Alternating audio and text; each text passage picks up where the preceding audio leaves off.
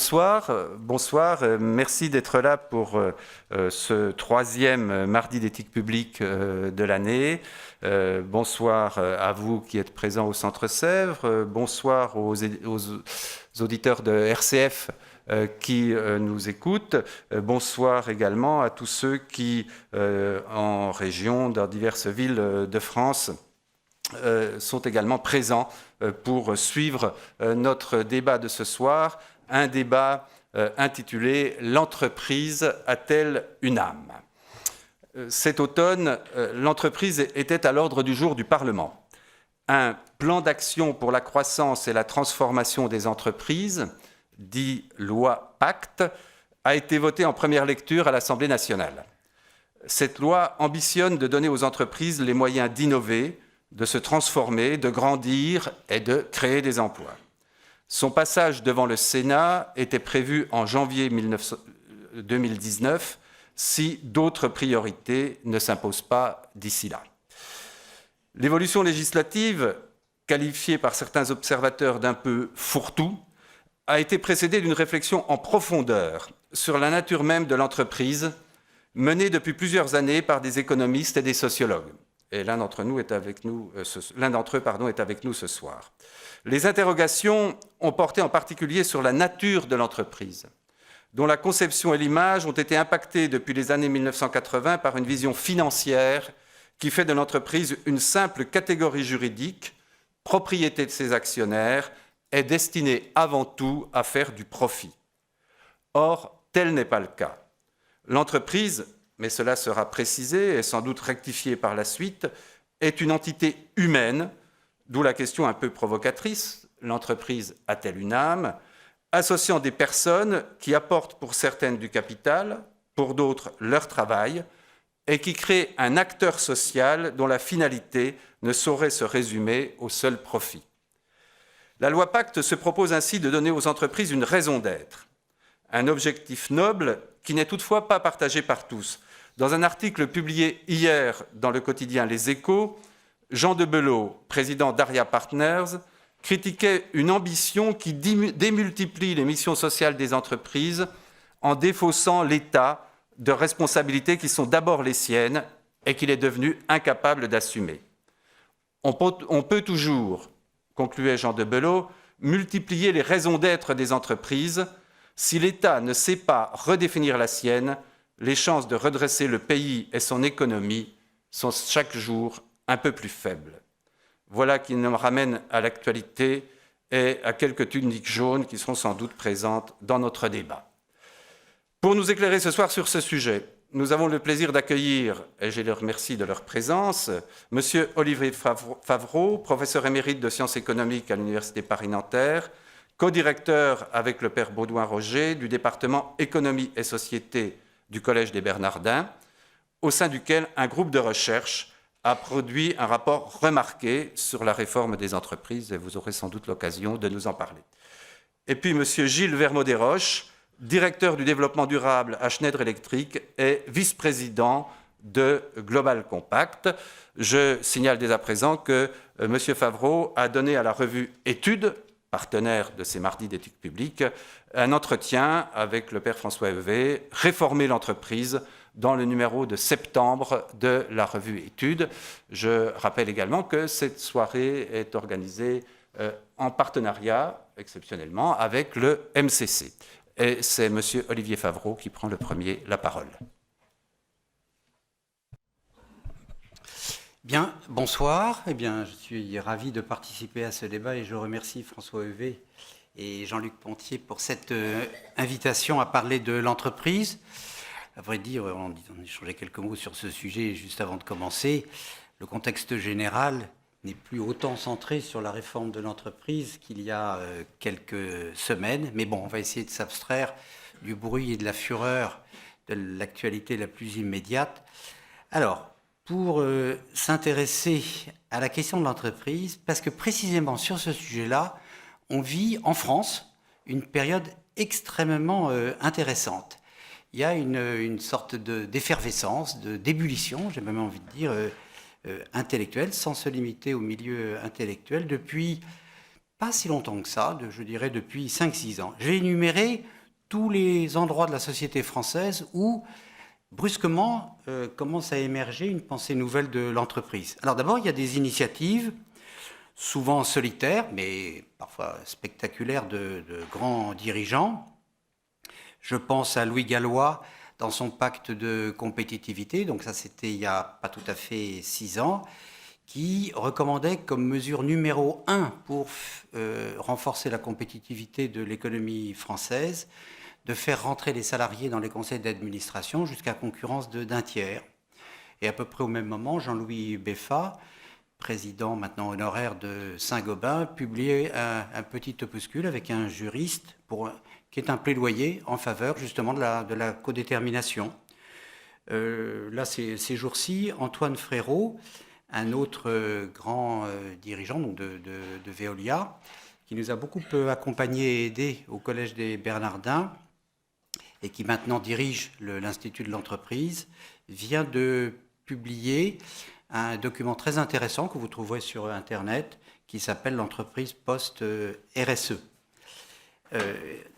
Donc vous voyez là du côté des dirigeants, alors d'abord il y a aussi dans le monde politique, il faut quand même se souvenir de l'originalité de la loi sécurisation de l'emploi qui a été votée en juillet 2013 et qui était la reprise d'un accord national interprofessionnel et donc qui résultait d'une longue discussion entre les syndicats, salariés ou patronaux, et qui avait introduit pour la première fois en France, dans les grandes entreprises privées, alors sous une forme évidemment un peu minimale, un salarié, dans les conseils d'administration, encore une fois, des grandes entreprises privées. Passons maintenant du côté syndical. L'évolution de la CFDT est vraiment spectaculaire en l'espace de quelques années. La revendication d'un changement du modèle d'entreprise, non pas en s'appuyant sur l'idée ancienne de l'autogestion, mais justement l'idée de la cogestion ou de la codétermination, et maintenant pratiquement leur revendication numéro 1. Il y a aussi, c'est aussi évidemment à ce titre que je suis ici, enfin j'imagine, une accumulation de travaux universitaires ou de travaux de praticiens qui réfléchissent sur leur discipline.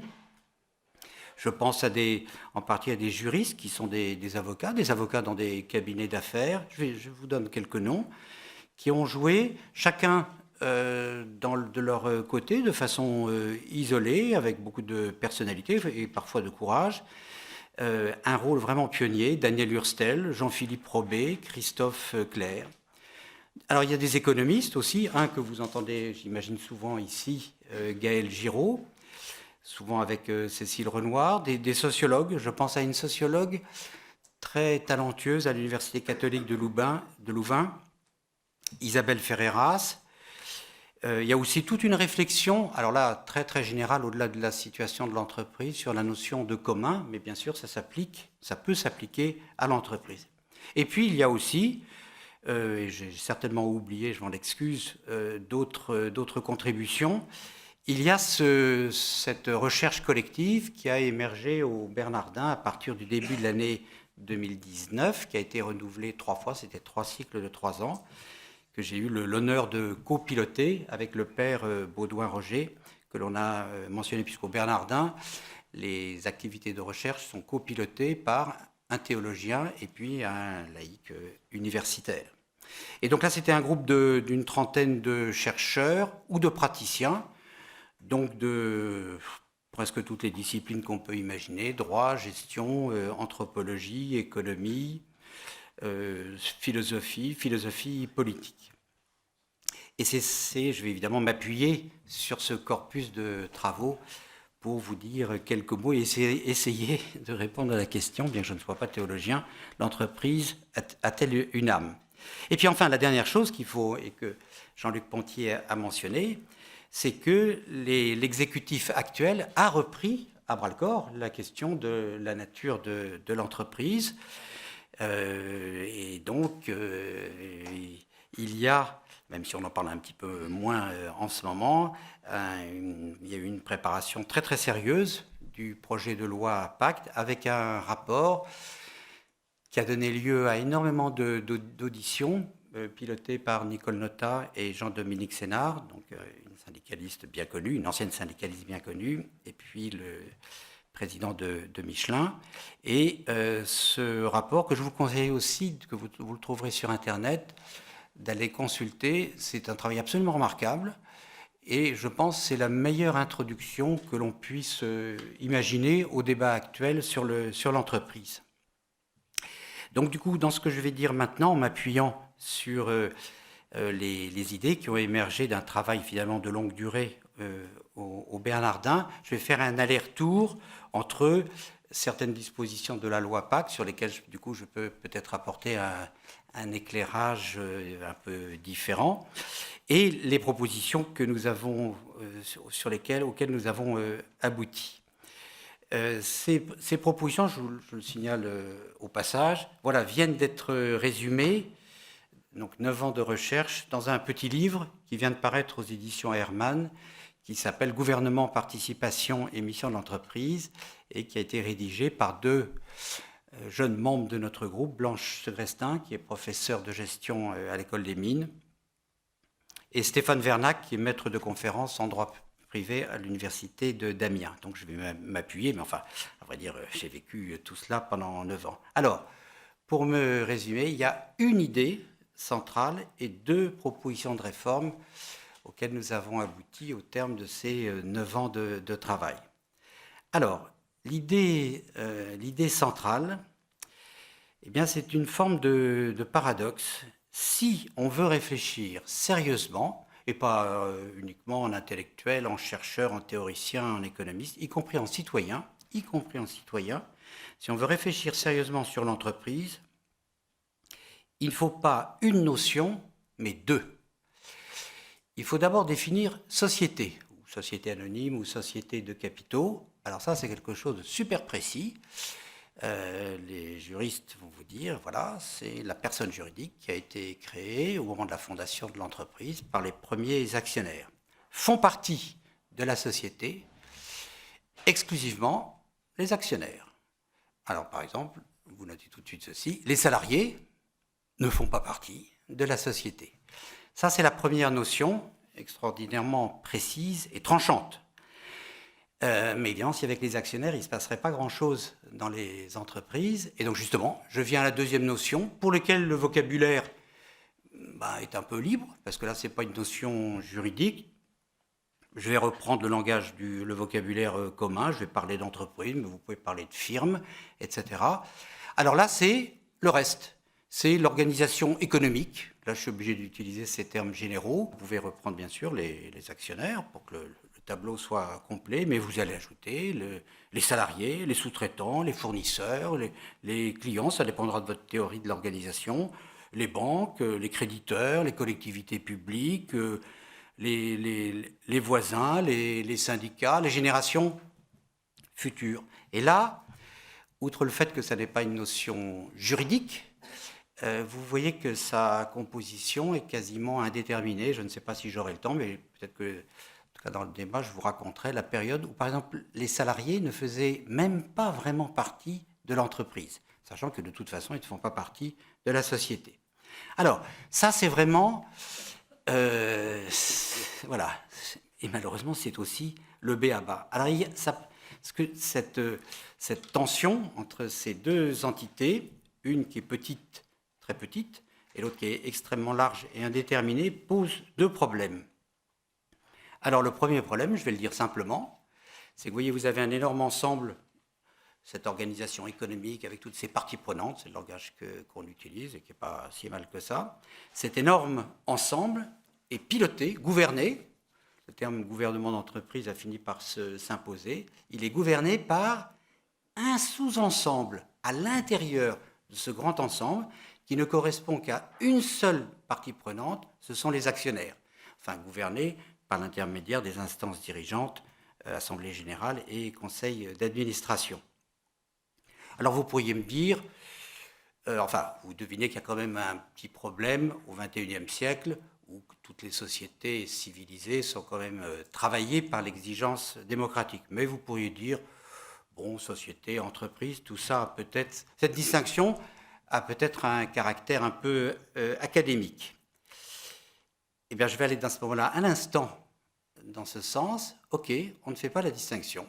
Ne faisons pas la distinction entre société et entreprise. À ce moment-là, les actionnaires, qui sont propriétaires de leur action, ça, personne ne peut le contester, si vous effacez le voile que constitue la personnalité morale de la société, deviennent propriétaires de tous les actifs productifs de l'entreprise. Donc les actionnaires deviennent propriétaires de l'entreprise, et à ce moment-là, eh ben, ils sont en droit d'exiger que l'entreprise travaille, crée essentiellement de la valeur pour eux. Or ça, c'est évidemment faux, puisque bien sûr la personne morale de la société existe, et c'est même 2 fois faux. Les actionnaires ne sont pas propriétaires de l'entreprise. Je répète ce que mes collègues juristes m'ont appris, parce que je l'ai découvert il y a quelques années, bien que ce soit la base d'un cours de première année de droit des sociétés, ou que ce soit dans le monde. Les actionnaires ne peuvent pas être propriétaires de l'entreprise, puisque l'entreprise n'est pas une catégorie juridique. Alors les juristes ont beaucoup de défauts, mais ils sont précis dans l'utilisation du langage, et si quelque chose n'est pas défini en droit, vous pouvez très difficilement en être propriétaire. Alors on peut se replier en disant, bon, d'accord, propriétaire de l'entreprise, ça ne marche pas très bien, mais ils sont propriétaires de la société. Mais propriétaire de la société est une personne morale. Il y a 2 sortes de personnes en droit, il y a des personnes physiques, vous et moi, et puis il y a des personnes morales de droit public et de droit privé. Peut-on être propriétaire d'une personne ? Question intéressante. Propriétaire d'une personne physique, ça va s'appeler l'esclavage. Propriétaire d'une personne morale de droit public, comme mettons l'État français, je ne sais pas très bien comment ça s'appelle, mais ça ressemble au totalitarisme, au clanisme, etc. Eh bien, vous voyez, quand on dit que les actionnaires sont propriétaires de l'entreprise, on commet cette erreur de catégorie qui heurte nos principes métaphysiques vraiment les plus fondamentaux. Alors, vous voyez, il y a une erreur magistrale. Alors, vous pourriez me dire, mais attendez, le Collège des Bernardins vous a supporté, aidé, financé pendant 9 ans pour, d'après vous, en fait, simplement mobiliser le b.a.-ba du droit des sociétés, que vous soyez aux États-Unis, en Angleterre, en Italie, en Pologne ou en... Eh bien oui, parce que figurez-vous que ce que je viens de dire sur cette erreur juridique, la propriété de l'entreprise par les actionnaires, c'est ce qui est enseigné dans toutes les business schools de la planète depuis les années 70, en partant de l'université de Chicago, Milton Friedman. C'est ce qui a engendré toute la théorie économique et toute la théorie financière contemporaine, avec au moins une demi-douzaine de prix Nobel. Donc nous sortons d'une période de 40 ans de domination d'une certaine culture anglo-saxonne qui avait qui avait bien vu comment tirer parti de cette monstruosité juridique, mais qui n'avait pas été interrogée jusqu'à présent. Les actionnaires sont propriétaires de l'entreprise. Et cette erreur de catégorie, et qu'on va corriger à partir de maintenant, en distinguant soigneusement société et entreprise, et en se posant le problème de comment combler l'écart ou la distance entre les deux, cette erreur-là, c'est l'infrastructure intellectuelle de tout le processus de financiarisation qui, à partir du monde anglo-saxon, a envahi toute la planète à partir des années 70 et 80. Alors voilà l'idée générale. Vous voyez qu'elle est très générale.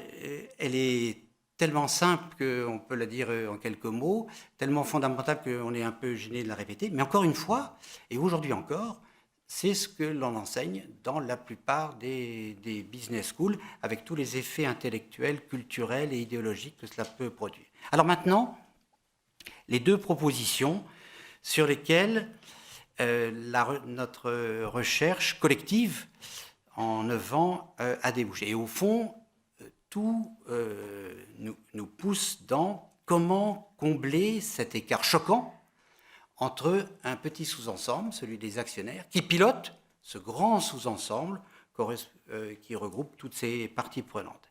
Alors, nous avons mis l'accent sur deux choses. Premièrement, ce qui s'appelle la codétermination.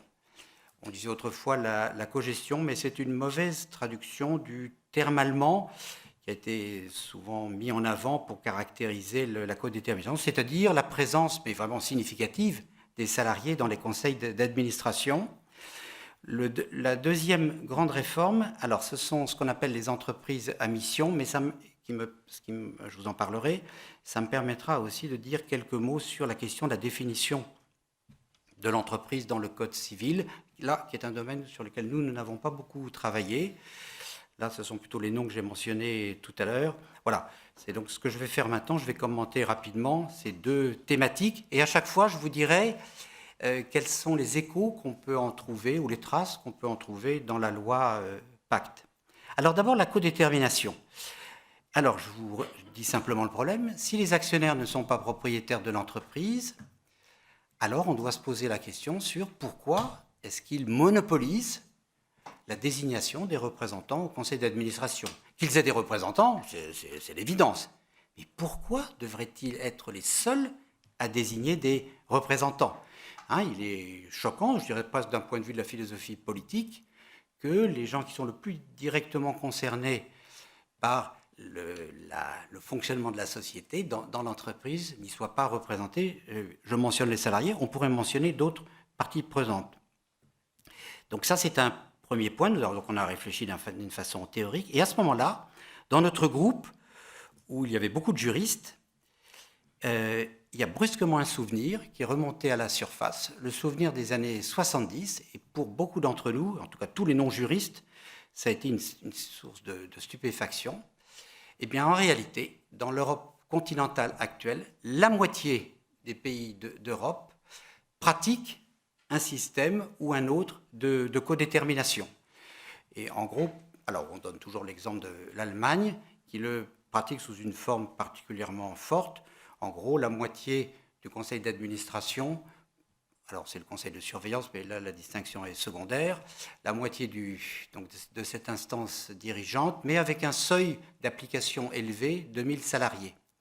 Mais dans tous les autres pays, donc plus d'une dizaine, en particulier tous les pays scandinaves, tous les pays de l'Est, ou presque tous les pays de l'Est, entrés dans l'Union européenne après la chute du mur de Berlin, là la règle c'est un tiers du conseil d'administration, je simplifie beaucoup des dispositifs qui sont très variés, un tiers du conseil d'administration, mais avec des seuils très bas. Par exemple, dans le cas du Danemark, 35 salariés. Donc je répète, à partir de 35 salariés, au Danemark, on nous cite souvent en exemple, en oubliant toujours très soigneusement la référence à la codétermination, eh bien, les conseils d'administration incluent des salariés à côté des représentants des actionnaires. Le dernier commentaire que je voudrais faire, avant de vous dire ce qu'il en est dans la loi Pacte, c'est que, alors il y aurait énormément de choses à dire sur la codétermination, mais il est clair que de toutes les réformes structurelles auxquelles on peut penser pour débloquer, mettez des guillemets sur cette expression, la société française, si vous pensez qu'elle est bloquée, celle-ci serait la plus puissante. Parce que quand on y réfléchit, faire rentrer de façon vraiment significative un tiers ou la moitié des salariés dans les conseils d'administration ou de surveillance des entreprises françaises, rien ne ferait plus bouger le patronat français, les syndicats, mais aussi le citoyen de base. Après tout, 80% des actifs sont des salariés. Alors, dans la loi Pacte, alors la loi Pacte n'est pas encore votée. Elle a été votée, on vous l'a dit, en première lecture à l'Assemblée nationale. Elle est transmise au Sénat, vous pourriez le trouver sur Internet. Alors, l'article clé, c'est l'article 62, et qui dit cette chose, qui est évidemment un peu énigmatique, dans tel article du droit des sociétés, le chiffre 12 est remplacé par le chiffre 8. Alors, je vais vous dire ce que ça veut dire. En ce moment, en France, depuis la loi Rebsamen, il y a un salarié dans les conseils d'administration qui comprennent moins de 12 salariés, et deux ensuite. Et bien voilà, la loi Pacte prend cette initiative spectaculaire de faire descendre le moment où on passe de 1 à 2 salariés dans les conseils d'administration au chiffre 8. Voilà, entre 8 et 12 désormais. Voilà l'innovation, évidemment, qui n'est pas foudroyante, apportée par la loi Pacte. Et pour en discuter, là, je pense qu'il y a une occasion, enfin ça a été la réaction de Laurent Berger en particulier, là il y a une occasion vraiment ratée de moderniser en mettant sans doute beaucoup de précautions et en prévoyant des périodes de transition certainement, mais de moderniser d'une façon vraiment significative le système de relations professionnelles français. Alors, deuxième et dernière rubrique, je vais mêler ce qui figure maintenant dans la loi, les entreprises à mission, sur lesquelles nous avons beaucoup travaillé, et la définition de l'entreprise. Je reviens toujours à mon théorème négatif, l'entreprise n'est pas la propriété des actionnaires. Bon, ok, c'est acquis, mais vous voyez bien que si elle n'est pas la propriété des actionnaires, on peut se demander, mais alors, au service de qui doit-elle travailler? C'est la question des objectifs, des critères d'évaluation de l'entreprise. Alors, on va revenir au Code civil. Que dit le Code civil? Article 1833. Et donc là, les commentaires, je vais faire très, très rapidement. Donc c'est des questions qui nous ont intéressés, mais sur lesquelles ce n'est pas nous qui avons travaillé au Bernardin, mais beaucoup d'autres chercheurs, notamment Gaël Giraud et Cécile Renoir. Voilà ce que dit l'article 1833 actuel. La société est constituée dans l'intérêt commun des associés. Voilà ce que devient aujourd'hui deviendrait cet article. La société est gérée dans son intérêt social en prenant en considération les enjeux sociaux et environnementaux de son activité. Alors, ce qui est très intéressant, c'est évidemment la prise en considération des enjeux sociaux et environnementaux de son activité, ce qui veut dire d'une certaine façon que la RSE rentre à l'intérieur de la définition de l'entreprise, même si le terme prenant en considération est un terme relativement faible. Alors, en même temps, ce qui est un petit peu dommage, c'est que, vous voyez, il s'agit de combler l'écart entre la société et l'entreprise, et là, il est fait de façon un peu minimaliste, mais il est quand même suggéré que l'intérêt de la société, l'intérêt social, ne se réduit pas à l'intérêt des associés, c'est-à-dire des actionnaires. Alors, tous les juristes diront, tel que c'est formulé, même si ça n'est pas spectaculaire, ça consacre en réalité la jurisprudence de la Cour de cassation en France, et donc personne ne peut dire que l'intérêt de la société anonyme, se réduit à l'intérêt des actionnaires. Mais enfin, on aurait pu le dire de façon un petit peu plus forte. Alors je vous signale qu'il y a eu une proposition de loi parlementaire du groupe Nouvelle Gauche qui a été discutée et renvoyée en commission au mois de janvier et qui voulait traduire au fond la même idée, mais d'une façon beaucoup plus forte. Et la formule était la suivante, et elle était évidemment infiniment plus parlante. La société est gérée dans l'intérêt de l'entreprise. Là, on comprenait immédiatement qu'on traitait, au fond, la distinction entre société et entreprise. Et on faisait rentrer, par la grande porte, la notion d'entreprise à l'intérieur du droit. D'ailleurs, vous voyez, on dit droit des sociétés. Nous n'avons pas encore de droit de l'entreprise. Et au fond, la loi Pacte est un premier pas timide vers la constitution d'un droit de l'entreprise. Alors, pour terminer, je vais dire quelques mots sur les entreprises à mission, mais qui, évidemment, découlent directement d'une réflexion, forcément, sur la nature de l'entreprise. Alors là, le groupe des Bernardins, et en particulier tous mes collègues chercheurs en gestion à l'École des Mines, ont été extrêmement créatifs et productifs sur ce sujet, et une grande partie de leurs idées se retrouvent à l'intérieur de l'état actuel de la loi Pacte. Alors l'idée est la suivante. L'idée est qu'il faut protéger les directions d'entreprise qui, contre peut-être des actionnaires un petit peu trop gourmands, qui souhaitent que leur entreprise, leur société, puisse poursuivre des objectifs d'intérêt général. Donc il faudrait pouvoir créer un statut différent d'entreprise dit à mission, où à côté de la satisfaction légitime des intérêts des actionnaires, on ajouterait une mission d'intérêt général que l'on ferait valider, bien sûr, par les actionnaires avec des conditions exigeantes et dont on ferait suivre l'application par un comité spécial. Alors, qu'a décidé, là, la loi Pacte, je vais prendre quelques instants si j'ai encore le temps, peu de temps, mais juste quelques instants pour entrer un petit peu dans le détail, parce que là, la loi Pacte a réalisé un vrai pas en avant. Il est décidé, en fait, deux choses. En fait, on ne va pas créer un nouveau statut d'entreprise à mission. Ça va être simplement la possibilité pour les entreprises, même ordinaires, de modifier leur statut pour y faire rentrer à l'intérieur la précision d'une mission.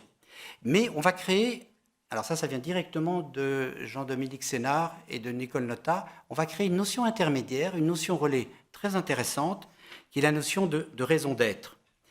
Alors voilà ce que dirait le nouvel article 1835 du Code civil. Les statuts peuvent préciser une raison d'être, constituer des principes dont la société se dote et pour le respect desquels elle entend affecter des moyens dans la réalisation de son activité. Donc là, on invite, mais ça n'a encore qu'une option, les entreprises à préciser leur raison d'être, c'est-à-dire ce qu'elles veulent apporter à l'économie et à la société environnante. Et alors, précision supplémentaire, ça c'est le Code du commerce, soyons précis, c'est-à-dire ça serait le nouvel article 210 du Code du commerce, constituerait à ce moment-là une société à mission, une société qui s'est déjà dotée d'une raison d'être, mais qui préciserait à l'intérieur de ses statuts, alors là de façon beaucoup plus précise, quels sont les objectifs supplémentaires d'ordre social, économique, écologique qu'elle voudrait suivre, et qui préciserait aussi l'organe distinct du conseil d'administration ou de surveillance qui surveillerait l'application de cette mission. Alors là, le progrès, notamment sur un plan symbolique, est extrêmement important, même si, bien sûr, vous voyez, tout cela est optionnel. Là, la législation française prendrait un grand pas d'avance, y compris par rapport à des initiatives qui se sont déjà faites aux États-Unis sur ce point. Alors voilà, pour conclure, vous voyez, donc je reviens à la loi Pacte, il y avait une possibilité d'une réforme structurelle extrêmement profonde, bon, qui pour le moment, est, disons, mise de côté. En revanche, va être mise en œuvre une réforme symbolique, certes optionnelle, mais de très grande ampleur, simplement qui ne devrait produire des effets, évidemment, qu'à très très long terme. Donc je pense que j'ai largement exploité mon temps de parole. Oui, et donc je conclurai simplement d'une phrase pour résumer au fond mon propos. Malheureusement, je vais le formuler de façon négative, mais le prochain intervenant pourra peut-être le remplir de façon encore plus positive. Je dirais que finalement, le bilan pour nous, et en tout cas de la façon dont j'ai voulu vous présenter les résultats de la recherche, cette recherche collective de longue durée au Bernardin, et aussi telle qu'elle se retrouve pour partie dans la loi Pacte, je pourrais le résumer de la façon suivante. Tant que l'entreprise sera gouvernée par la société, eh bien, elle n'a pratiquement aucune chance d'avoir une âme, sauf miracle. Un PDG exemplaire, avec un conseil d'administration absolument exemplaire, composé de gens altruistes. Tout cela n'est pas exclu dans la réalité. Enfin, en gestion, on a l'habitude de ne pas trop compter sur les miracles.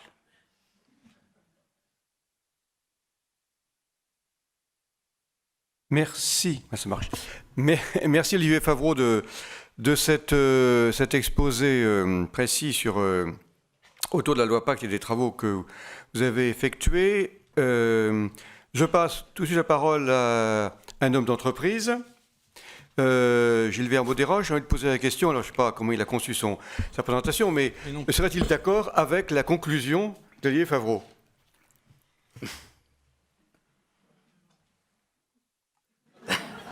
Ça demande réflexion.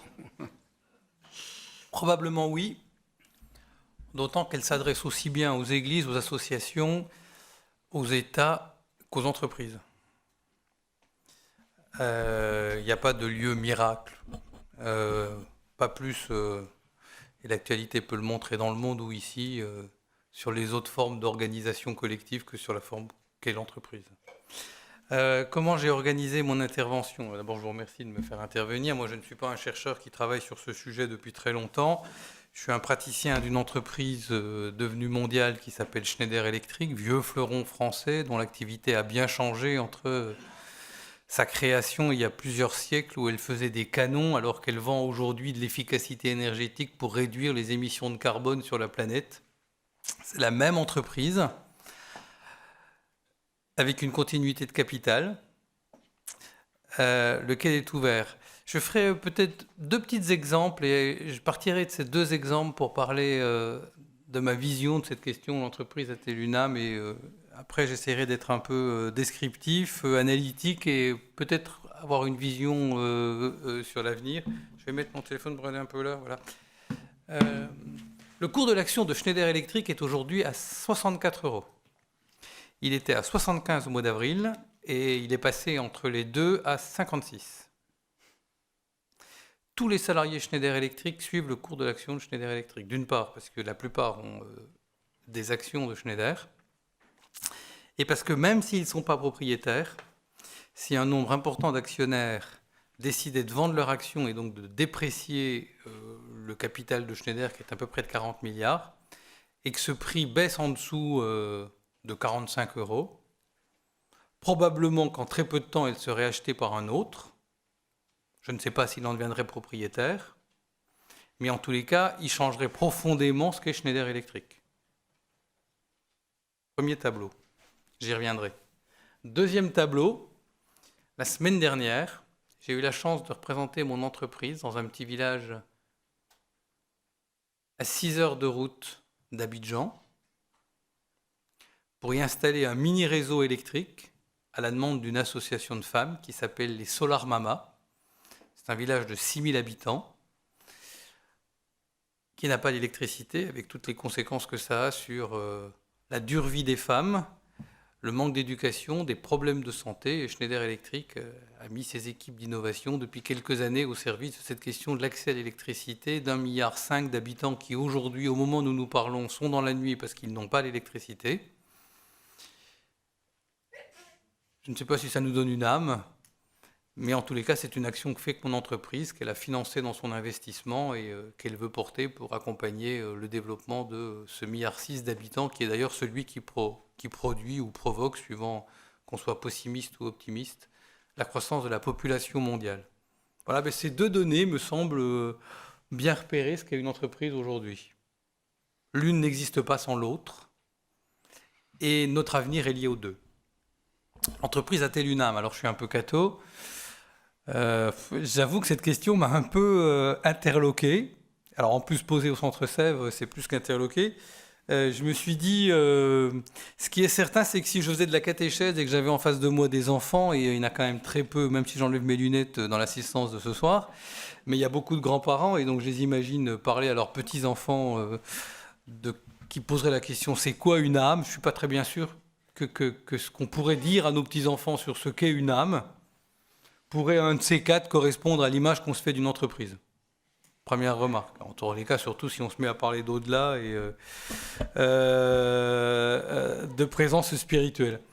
Bon, premier sujet. Après, l'âme, c'est aussi ce qui anime. Au fond, il y a un principe de vie, puisque l'âme vient d'une étymologie liée au souffle. Alors, est-ce qu'il y a un souffle dans une entreprise? Il y a un principe de pensée avec l'âme. On peut considérer qu'il y a une relation entre l'âme et la pensée. Après, il y a un principe de l'immortalité. Alors ça, c'est clair que celui-là, si la question est de réduire l'idée de l'âme au principe de l'immortalité, je pense que malheureusement, l'entreprise n'a pas une âme. Même ces grandes entreprises qu'on a, quand on est français, plutôt l'habitude de vilipender que d'aimer. Amusez-vous à aller regarder, il y a 10 ans, il y a 20 ans, il y a 30 ans, il y a 40 ans, quelles étaient les composantes du CAC 40, pour savoir qu'il n'y a pas d'immortalité dans la puissance d'une entreprise. Et que quand on les considère aujourd'hui tellement puissantes qu'inquiétantes, eh bien, on peut regarder l'évolution du CAC 40 pour dire que de cette puissance, on passe vite de vie à trépas. Et je ne sais pas ce que devient l'âme à ce moment-là. Deuxième remarque. Troisième remarque, j'ai interrogé en particulier les jeunes de mon entreprise qui sont dans mon équipe. Moi, je suis en charge du développement durable chez Schneider Electric. On a une équipe assez vaste avec beaucoup de jeunes qui font des doctorats, des thèses, leur master, etc. Et cet après-midi, je leur ai dit, vous savez, je vais au Centre Sèvres ce soir. Il y en a même quelques-uns qui m'ont écrit quelques lignes. Et la question, c'est l'entreprise a-t-elle une âme? Qu'est-ce que vous en pensez? Alors, c'est plutôt bien d'interroger les jeunes qui sont dans mon entreprise, parce que, dans mon équipe, parce que justement, pour beaucoup de gens de Schneider Electric, l'équipe de développement durable et la politique développement durable de Schneider Electric, c'est un peu son âme. D'autant qu'on est en charge des valeurs de l'entreprise, de comment on les écrit. On est en train de réécrire un document qui a maintenant 15 ans, qui s'appelle « Nos principes de responsabilité », que l'on fait signer à tous les collaborateurs de Schneider Electric quand ils rentrent dans l'entreprise et à tous les managers une fois tous les 2 ans. Et donc, si la question c'est est-ce qu'il y a un souffle qui nous anime? Si la question c'est avons-nous une identité? Alors oui, on a une âme. Pour prendre les mots de l'entreprise, qui n'aimerait pas, quand elle est française, trop parler de l'âme pour ne pas trop toucher une laïcité complexe dans le monde de l'entreprise, on a l'habitude de dire souvent dans les entreprises devenues internationales que l'entreprise a un ADN. On parle souvent de l'ADN de l'entreprise. C'est une expression qui est aujourd'hui facilement utilisée, d'autant qu'elle est française, anglaise et qu'elle est assez facilement transposable et que tout le monde la comprend. Et ça dit quelque chose. Parce que ça dit que le corps social entreprise peut changer, des morceaux peuvent être remplacés. Semblerait subsister un ADN collectif d'une entreprise qui viendrait de loin et qui l'emmènerait vers demain. Peut-être que c'est la meilleure réponse à cette question en prenant un mot différent, parce que de fait, quand on parle d'âme, à mon avis, ça va très bien pour une personne physique. Se pose la question de l'utilisation de ce mot pour une personne morale. Alors c'est intéressant, moi j'ai été pendant 7 ans, il n'y a pas très longtemps, le président des Scouts et Guides de France. Et au fond, si on posait la question, est-ce qu'une association a une âme, alors qu'une association comme une entreprise est une personne morale, je crois qu'il y aurait un grand nombre de personnes qui pourraient dire oui. Alors que si on pose la même question, est-ce que l'entreprise a une âme qui est aussi une personne morale, probablement que le nombre de personnes qui diraient oui serait très différent. On en tire comme première conclusion qu'on peut se mettre à penser qu'une personne morale a une âme, puisque je pense qu'assez volontiers, quand on prendrait plein d'associations, on dirait que oui, ces associations ont une âme, y compris dans leur histoire, et qu'au fond, on n'accorde pas cette âme à toutes les personnes morales de la même manière, et je trouve que c'est assez intéressant de pousser cette réflexion, même si je ne l'ai pas poussée. Voilà. L'autre sujet qu'on utiliserait souvent pour parler de ça dans une entreprise, en tous les cas dans la mienne et dans l'autre, c'est probablement le mot de sens. Et dans le travail Sénart-Nota, que je n'épouse pas complètement, il y a une question plutôt liée de dire est-ce qu'il y a un sens dans l'entreprise? Et pas mal d'acteurs aujourd'hui qui disent que les entreprises qui réussissent sont celles qui ont une âme ou un sens, et que l'entreprise de demain ne sera attractive pour les jeunes d'aujourd'hui que si elle sait partager son sens, meaningful comme on dit en anglais, qui est un mot et une notion assez poussée et qui correspond assez bien à la définition qu'on a du sens. C'était mon premier point un peu descriptif.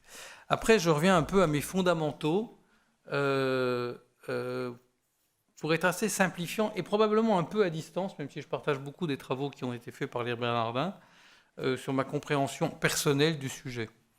À nouveau, l'équation de Schneider Electric est assez simple. Schneider Electric est une entreprise qui, pour vivre, a besoin d'un capital. Il se trouve qu'il est intégralement flottant, pour ceux qui ne connaissent pas le sujet, c'est-à-dire qu'il n'y a pas de propriétaire chez Schneider Electric. Il n'y a pas non plus de gens qui sont des acteurs de référence, comme pourrait l'être Pierre Belon à la Sodexo. Il a 60% des actions de la Sodexo, comme pourrait l'être un certain nombre de propriétaires de leur entreprise. Ça n'existe pas chez Schneider. À part les collaborateurs qui ont 6-7% du capital de Schneider Electric, réparti par les 160 000 collaborateurs. Le reste est assez flottant et chaque personne qui a des actions peut décider, ou institut peut décider de les changer et de les vendre du jour au lendemain, d'où la difficulté que je disais par rapport au prix de bourse. Pour avoir entre 30 et 40 milliards, suivant les conjonctures collectives mondiales, de capital pour Schneider Electric, il faut que l'entreprise ait un chiffre d'affaires d'environ 30 milliards avec 14% de bénéfices. On peut ne pas apprécier ça, on peut trouver que c'est pas bien, on peut trouver que ça soit différent. Il se trouve qu'aujourd'hui, à la fois les acteurs dans lesquels vous et moi nous mettons les quelques sous que nous mettons en épargne, et à la fois les acteurs internationaux qui possèdent le capital, si ce n'est pas l'entreprise de Schneider Electric, plus des 2/3 sont étrangers, attendent cette rentabilité-là pour rester dans cette entreprise-là, sinon ils la délaisseront pour une autre. Et je pense que, y compris dans la vision que j'ai moi en charge de la responsabilité de Schneider Electric et du développement durable, il n'est pas possible de sortir de cette équation si facilement. En tous les cas, pas seulement quand une entreprise le décide. Que tout à coup, des mouvements de force mondiaux conduisent à sortir de cette équation qui, de fait, met le primat au capital. J'y suis tout à fait favorable, mais avant que l'exercice mondial avance sur le sujet, je ne suis pas sûr qu'un chemin solitaire de la France sur le sujet fasse beaucoup avancer le schmilblick et particulièrement les entreprises françaises. Il y a quelques inquiétudes. La deuxième chose sur ce sujet, je reviens un peu à l'entreprise Atelunam. Je voudrais dire que la seule chose que je regrette dans le rapport Sénart-Nota, c'est qu'il ne pense pas du tout aux PME. Et qu'il n'a qu'une seule grande vision, c'est les très grandes entreprises et une vision des très grandes entreprises. Il ne faut pas oublier qu'en France, il y a 3 500 000 entreprises. 95% ont moins de 10 salariés, dont 65% ont moins d'un salarié. Ce sont aussi des entreprises. Et en tous les cas, on peut plus facilement parler de l'âme de l'entreprise autour de l'âme de son dirigeant ou de son dirigeant propriétaire. Voilà une réalité bien particulière qui n'est pas embrassée dans le rapport Sénart-Nota qui pense trop à nos 40 grandes entreprises mondiales. Il y a seulement 1% des entreprises qui ont plus de 500 salariés et un pouillème intéressé par la question. Ça ne veut pas dire qu'il ne faut pas faire quelque chose pour eux, mais j'aurais bien aimé que dans la vision qu'on a d'une réforme de la vision de l'entreprise, soient aussi embarquées, intéressées, engagées ces entreprises qui appartiennent. Parce qu'au fond, on peut vite avoir une vision sur l'entreprise mondiale, mais la question, c'est d'avoir une vision sur l'entreprise. Et je me demande s'il faut vraiment avoir une vision très différente entre la vision de la grande et de la petite entreprise. Au fond, si vous et moi, si mes 20 voisins ont décidé d'acheter une maison, un jardin au bout de notre rue, on en serait les propriétaires.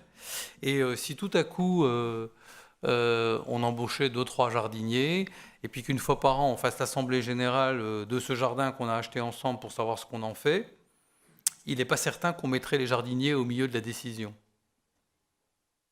Vous allez me dire, c'est un peu bené que de convaincre ou de mélanger cette démarche-là et puis une démarche d'une grande entreprise qui a 40 milliards de capital. Mais au fond, il y a quand même un point de commun entre la manière de porter l'un ou l'autre.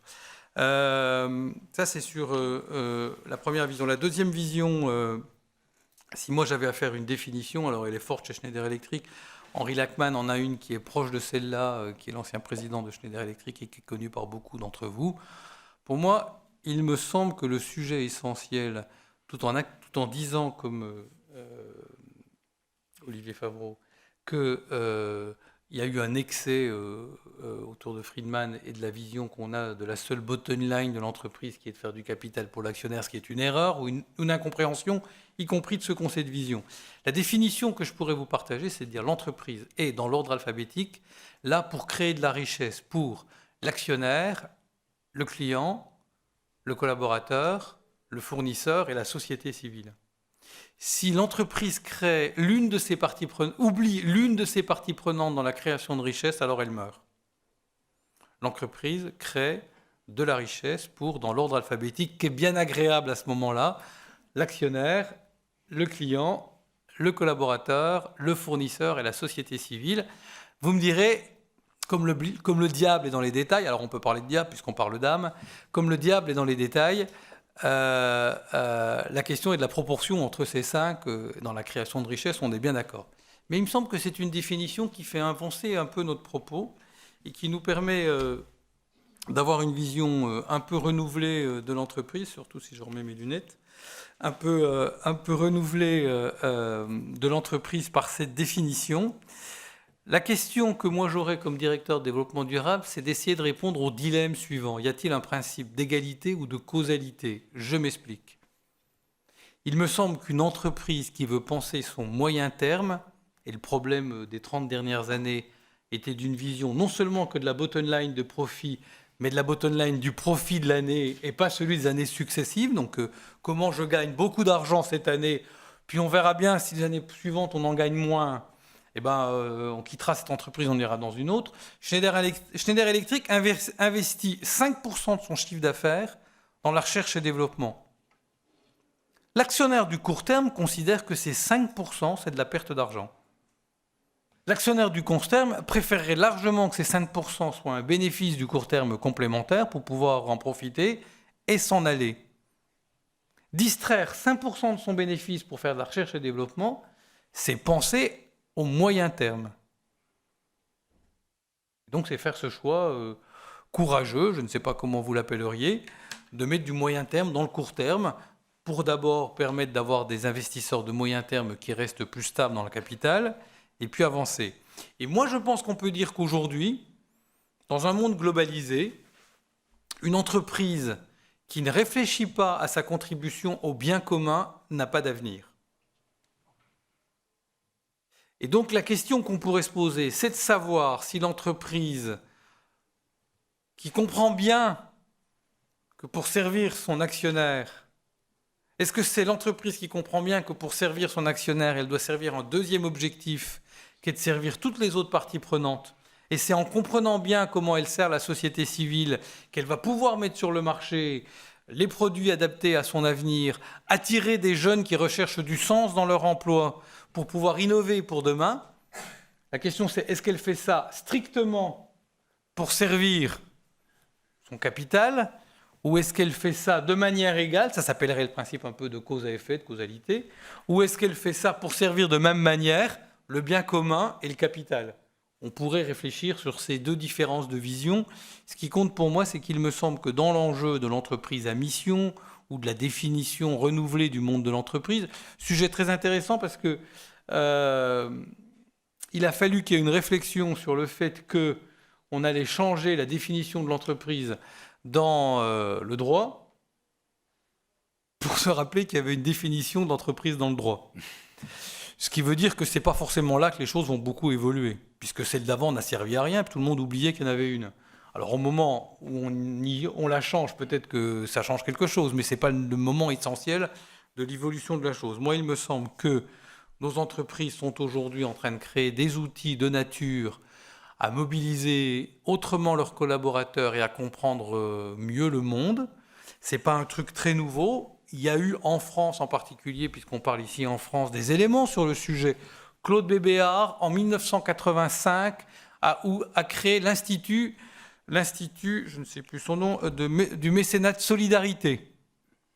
C'est une entreprise qui se dit qu'elle doit faire ça et qu'elle doit, etc. Peu de temps après, dans les années 90, le patron du CNPF de l'époque, qui s'appelait M. Gandois, a créé le concept qui a depuis évolué de l'entreprise citoyenne, qui n'est pas si loin de ce qu'on dit là. Après, on a beaucoup parlé de la RSE, qui est une démarche polymorphe. Après, on voit des problèmes à l'international. 2013 en est un, ça s'appelle le Renzo Plaza, et son drame en Bangladesh, qui a amené pas mal de lois dans le monde et en France, qu'on appelle la loi du devoir de vigilance, c'est-à-dire la nécessité qu'ont les entreprises d'avoir un avis sur les réalités sociales, environnementales et de gouvernance de leurs fournisseurs. On a un certain nombre de points qu'avance. À Paris, il y a eu la COP21 sur le climat. C'est très intéressant parce qu'à la COP21 sur le climat a été avancé un concept nouveau. Jusqu'à ce moment-là, quand on parlait du climat, c'était une question des sociétés civiles et des États. Et les entreprises n'avaient pas à s'immiscer ou à rentrer dans ce sujet-là. Et à la COP21 sur le climat, le pouvoir français socialiste a inventé un concept devenu mondial de l'agenda des solutions. Et l'agenda des solutions, ça n'est rien d'autre que d'inviter les entreprises à se faire la courte échelle ou à jouer au concours pour savoir laquelle met sur le marché les meilleures solutions pour être de nature à moins ridiculiser l'idée qu'on veut réduire le changement climatique et à mettre sur le marché et à populariser des démarches nouvelles pour avancer sur le sujet. Parce qu'au fond, si les entreprises ne se mobilisaient pas sur le sujet, on ne serait pas dans la démarche circulaire de faire croître la prise de conscience, l'engagement et la capacité de le vivre.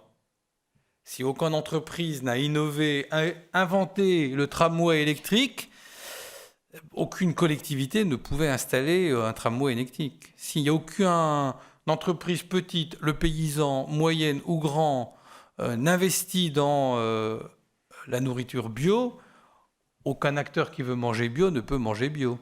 Il y a bien une nécessité de l'engagement de l'entreprise qui, au fond, répond à une demande de la société, y trouve son intérêt, fait croître la demande de la société, lui donne vie dans l'acte d'achat que je peux faire cohérent avec mes convictions qui vont grandir parce que l'acte d'achat va me permettre de le faire grandir. Il me semble qu'il y a une côté circulaire où je ne sais pas très bien quel est le premier dans la poule et l'œuf, mais en tous les cas, il y a une croissance de ce sujet-là, des linéaires dans les entreprises dont on imaginait qu'elles ne vendraient jamais de produits bio, de la création de nouvelles initiatives, soit associatives, soit d'entreprises, qui permettent de répondre au sujet.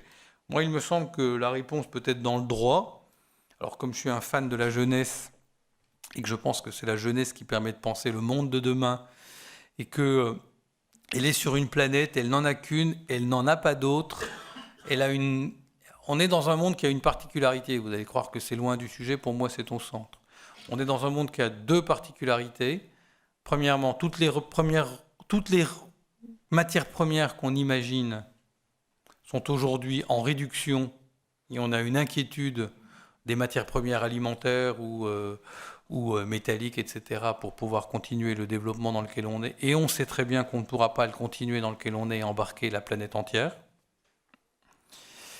Et donc on est tous en face de ce mur qui est que la manière qu'on a de consommer, singulièrement quand on est européen ou américain, n'est pas possible pour la planète et nous conduit dans l'incapacité de l'avenir. Il y a deux seules ressources qui aujourd'hui sont en très grande croissance de disponibilité. Il y a les data. Vous et moi, on n'est pas un spécialiste du sujet, mais quand on est né avec Internet dans la main, ça permet de vivre et de penser très autrement le monde et de donner naissance à des projets qui ne sont pas pensables sans les data. On en prend deux, très simples, français. Une application créée par trois jeunes de moins de 20 ans, quand on l'y créé, qui ont 25 ans aujourd'hui, qui s'appelle Yuka, qui permet à chacun d'entre nous, quand on est en train d'acheter dans n'importe quel magasin, n'importe quel produit, si il respectera ma santé, s'il y a dedans des agents nocifs ou pas, etc., jusqu'au point, puisqu'il y a plus d'1 million de Français qui l'utilisent tous les jours, à changer probablement l'industrie alimentaire avec ce sujet, c'est perfectible. Et puis il y a aussi deux jeunes qui ont 22 ans aujourd'hui, qui ont créé une structure qui s'appelle Open Classroom, passionnant. Open Classroom, c'est une entreprise à mission, une des premières entreprises à mission françaises, qui a une grande partie non-profit. 20 000 personnes prennent des cours sur Open Classroom tous les jours. Plutôt des jeunes, etc. C'est gratuit. Et le modèle économique de cette structure qui a 150 salariés, c'est que ceux qui veulent passer des cours, à passer un certificat, un degré, un diplôme ou être coachés, payent pour cette partie-là, qu'il met en relation Open Classroom avec l'Académie de Paris pour ce qui est des Français. Et il y a des examens et il y a un diplôme à la fin qui est le même diplôme qu'on passerait n'importe où ailleurs, dans un établissement, etc. Ils ont 25 ans. Dans les deux cas, ils ont inventé quelque chose qu'aucun d'entre nous n'avons inventé. Ils ne l'ont fait que parce qu'il y a la croissance des data et que même si on n'y comprend pas grand-chose, ça change beaucoup. Ça a changé la communication, ça va changer la manière de faire la maison demain, de voyager, etc. Et il y a eu donc une autre matière première, ressource en croissance, c'est la jeunesse. Il n'y a jamais eu 1 milliard d'adolescents sur la planète, c'est le cas aujourd'hui. Et si vous prenez la création d'entreprises ou d'idées nouvelles, des frères Lumière aux créateurs de Facebook, c'est toujours des moins de 30 ans qui ont eu ces idées nouvelles pour changer le monde. Il y a des créateurs d'entreprises à tous âges, mais ceux qui ont changé le monde par la création qu'ils ont portée avaient moins de 30 ans. Il me semble que dans la question que nous nous posons de l'entreprise a-t-elle une âme, Intégrer la jeune génération qui, plus que nous, pour une partie d'entre elles, pas tous, mais pour une partie d'entre elles, dès qu'elles rentrent dans le travail, et on le perçoit chez Schneider Electric, mélange ses valeurs, le sujet sur lequel ils veulent travailler, la manière d'organisation de l'entreprise, et sinon ils changent d'entreprise,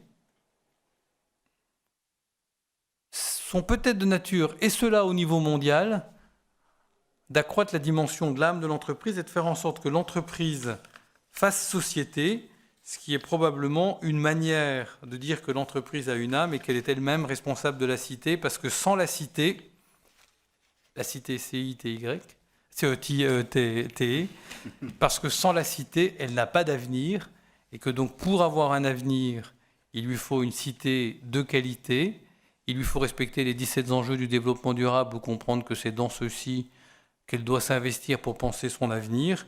Et donc, quand l'entreprise fait société, probablement qu'elle se donne du sens. À vous d'ajouter si, après ce sens, il y a l'âme. Je n'irai pas si loin. Merci à nos deux intervenants.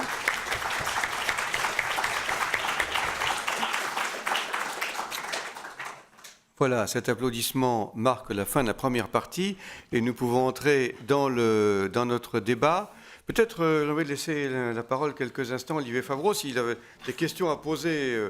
On sent qu'il n'y a pas forcément de désaccord entre eux, mais enfin, peut-être sensibilités un peu diverses. Est-ce que... Petite réaction, brièvement, à propos de... Oui.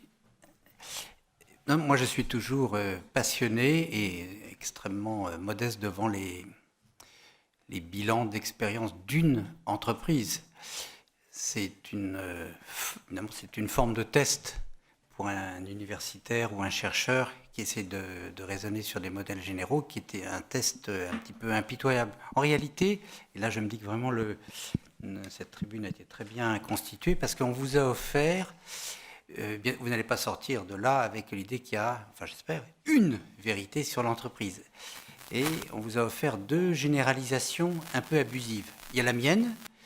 J'ai parlé effectivement de l'entreprise en général, parce que, comme vous l'avez dit très justement, en gros, avec une définition statistique ordinaire, il y a 3 millions d'entreprises en France.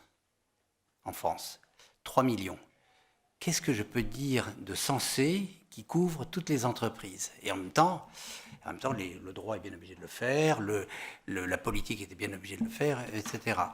Donc, à nos risques et périls, les économistes, les juristes, les sociologues essayent d'attraper des choses générales. Et puis, il y a une autre généralisation, non moins abusive, mais tout aussi intéressante, qui est de vous décrire dans le détail une expérience.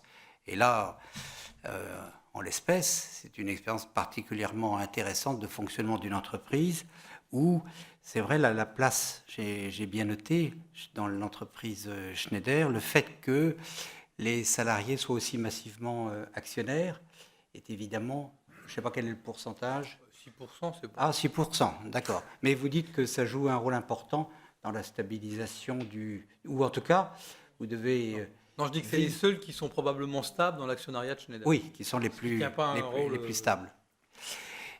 Alors, dans cet exemple, ce qui est très intéressant, c'est l'opération qui consiste, un peu à l'inverse du raisonnement que j'ai fait ou que nous avons fait au Bernardin, qui est d'inciter les salariés à devenir actionnaires, qui est une façon, effectivement, d'ancrer les salariés dans l'entreprise, mais on peut considérer d'abord que c'est une opération qui a ses risques, et surtout qui a le risque intellectuel que j'ai bien vu dans le débat parlementaire sur la loi Pacte.